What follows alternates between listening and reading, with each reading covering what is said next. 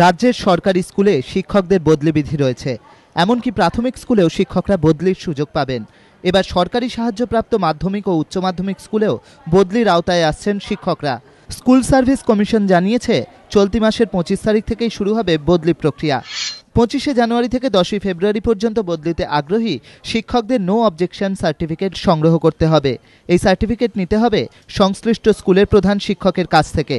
11ই ফেব্রুয়ারি থেকে 10ই মার্চ পর্যন্ত শিক্ষকদের আবেদন করতে হবে বদলির জন্য। আনুমানিক কমপক্ষে 15,000 শূন্যপদে বদলির সুযোগ পাবেন শিক্ষকরা। জেনারেল ট্রান্সফারের আমরা আজকে অ্যাডভার্টাইজমেন্ট করে দিচ্ছি। এটা দীর্ঘদিনের দাবি ছিল স্কুল শিক্ষক গভর্নমেন্ট এডেড স্কুলগুলোর। আজকে আমরা তার নোটিফিকেশন আমরা ওয়েবসাইটেও দিয়ে দেবো।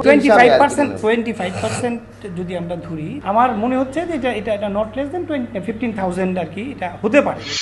আবেদন করতে হবে দুটি পদ্ধতিতে। প্রথমত, হাতে লেখা আবেদনপত্র পাঠাতে হবে স্কুল সার্ভিস কমিশনে। দ্বিতীয়ত, ব্যাংক ড্রাফট দিয়ে অনলাইনে আবেদন করতে হবে শিক্ষকদের। 11 ফেব্রুয়ারি থেকে আমাদের লগ ইন আইডিতে আমাদের যে মেন ডোমেন সেখানে ঢুকতে পারছেন। কিভাবে?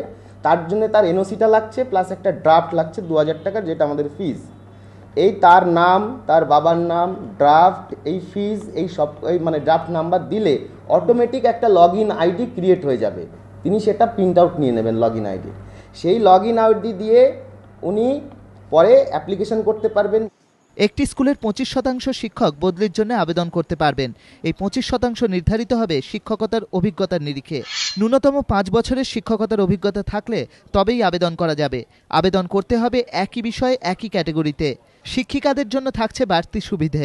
স্কুল সার্ভিস কমিশন জানিয়েছে, জুন জুলাইয়ের মধ্যে বদলির নির্দেশ হাতে পাবেন শিক্ষক শিক্ষিকারা।